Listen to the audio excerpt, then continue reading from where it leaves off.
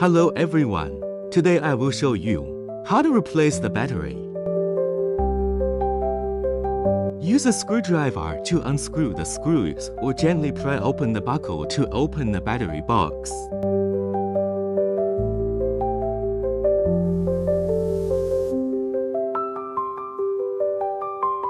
Unplug the connecting wire and take out the old battery.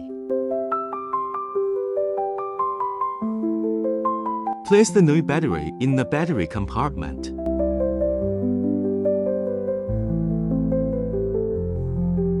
Make sure the positive and negative terminals on the battery match the connectors.